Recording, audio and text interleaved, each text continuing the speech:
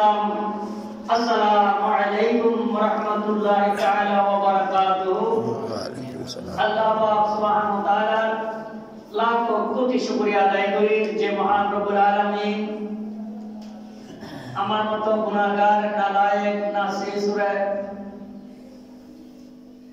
আজকে আমাদের গরিবদের হজের মধ্যে জুমার নামাজ হচ্ছে আমাদের গরিবদের হজ। গরিবদের হজ করার হজে আসার তৌফিক দিয়েছেন সবাই, বলবেন আলহামদুলিল্লাহ। আলহামদুলিল্লাহ। তার সাথে সাথে প্যারা রাসূল নবী মুহাম্মদুর রাসূলুল্লাহ সাল্লাল্লাহু আলাইহি ওয়াসাল্লামের উপর লাখ কোটি দরুদ এবং সালাম পেশ করছি যে মহান রব্বুল আলামিন আমাদেরকে জুমার নামাজ পড়ার জন্য আসা যারা আসছেন যারা আসবেন তাদের সবার পক্ষ থেকে প্যারা রাসূলের নূরানি কদমে সালাম এবং দরুদ পেশ করি। যাই হোক, আজকে মাহে রজবুল মুরাজ্জবের দ্বিতীয় জুমা। আজকের খুতবার মধ্যে শুরু হতে শেষ পর্যন্ত যা বর্ণনা করেছেন তা হচ্ছে রাসূল আল্লাহ পাক ও রাসূল সাল্লাল্লাহু আলাইহি সাল্লামের সহিত যে ওয়াদা করিয়াছে তা ওয়াদা রক্ষা করা আমাদের মধ্যে হচ্ছে বড় বিষয়, বড় ব্যাপার।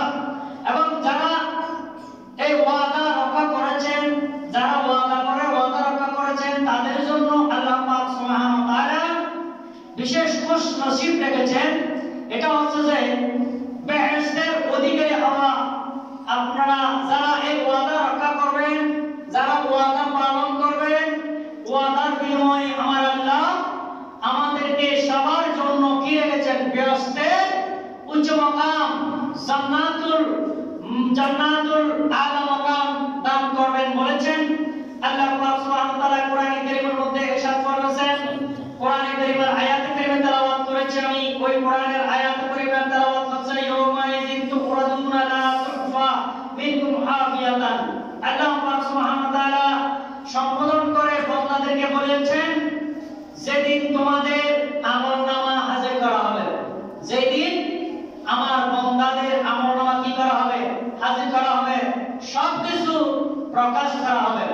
আমলনামা শুধু পেশ করা হবে নয়, ওই আমলনামা সেই দিন বান্দাকে শোনানো হবে, পেশ করা হবে, বুঝানো হবে, দেখানো হবে বান্দা তুমি এই 60 বছর 70 বছর 50 বছর 40 বছরের মধ্যে হায়াতের মধ্যে কি করেছেন, কি করা হয়েছে, ওগুলো আপনার আমার আমলনামা আমাদের সামনে পেশ করা হবে। সেই দিন তোমাদের কিছু গোপন রাখা হবে না, সেই দিন আপনাদের কোনো কিছু গোপন রাখা হবে না, সব প্রকাশ করে দেওয়া হবে, সব কিছু প্রকাশ করা হবে, প্রকাশ করে দেবে। এখন আমরা কি গুনাহ করেছি, কি সওয়াব করেছি, ভালো কোনটা করেছি, খারাপ কোনটা করেছি, এগুলো আমাদের দেখানো হচ্ছে না। আমরা যে গুনাহ করেছে তে বলতে পারে, সে বলতে পারে কি করেছে, আরেকজনে বলতে পারে না। যদিও বা কেউ গুনাহ করে ফেলে, সমাজের কেউ দেখে ফেলে, ওটার জন্য বিচার দেওয়া হয়, সালিশ দেওয়া হয়, দরবার করা হয়, ওখানে সাক্ষী নিয়ে বিচার করা হয়, তুমি এরকম করেছো, এটার শাস্তি বিনিময়ে শাস্তি দেওয়া হয়। আল্লাহ পাক সুবহানাহু ওয়া তাআলা আমাদেরকে সবার গুনাহ গোপন রেখেছেন।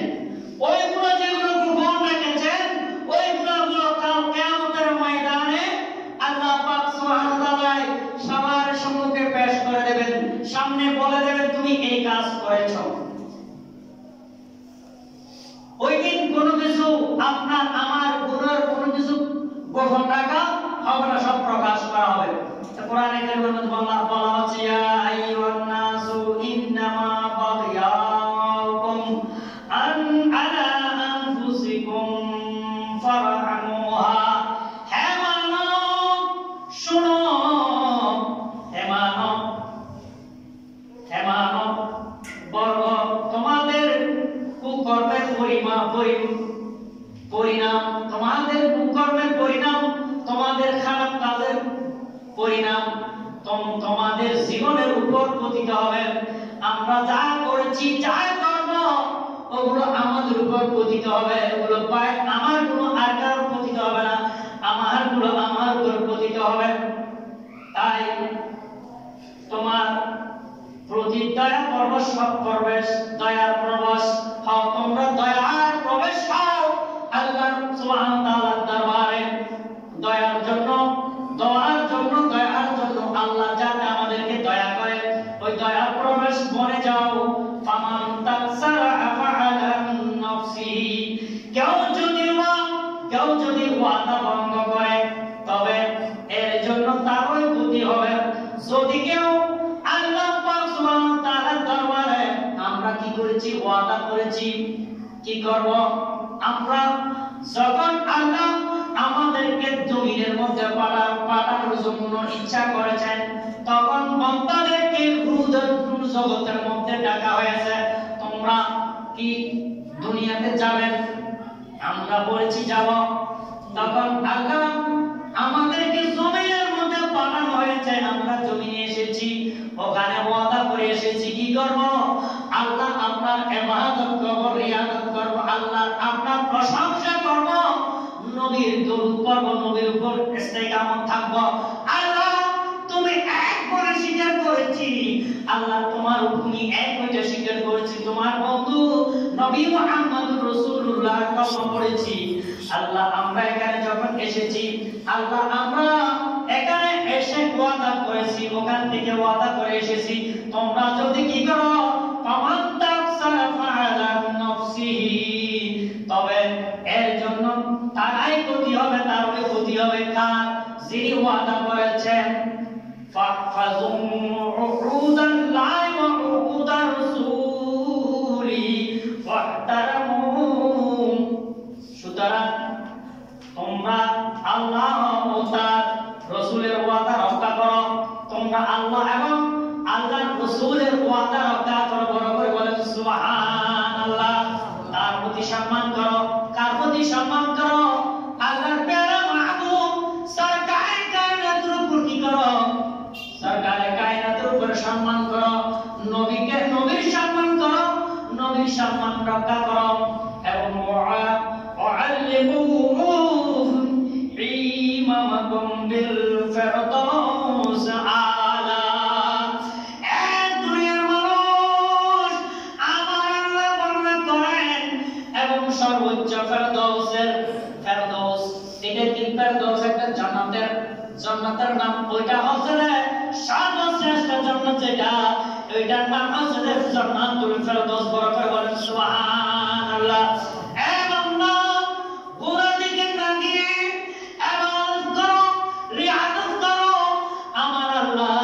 শুকর আদায় করো। যখন তুমি শুকর আদায় করবে, ইবাদত করবে, রিয়াজত করবে, আমার নবীর ইতাআত করবে, নবীর দরুদ করবে, নবীর উপর সালাত পেশ করবে, তাহলে আল্লাহ তোমাদেরকে কি দান করবে? সর্বোচ্চ ফেরদৌসের আশা করো। যখন তুমি ভালো কাজে পতিত হবে, তখন আমার আল্লাহ তোমাকে একটা জান্নাত দেবে, যার নাম জান্নাতুল ফেরদৌস। বড় করে বলেন সুবহানাল্লাহ। আরশাক সে মসনদ রিফাত রাসূলুল্লাহ কে দেখনে হশর মে ইজ্জত রাসূলুল্লাহ কে সালাত में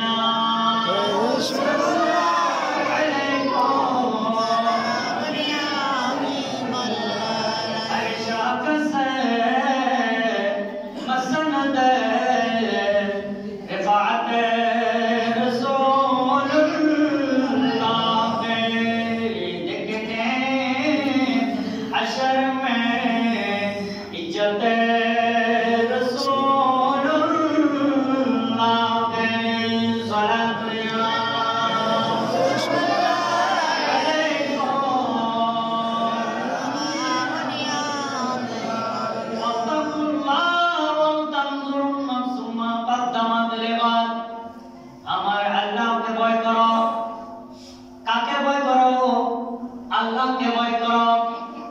আর প্রত্যেক ব্যক্তি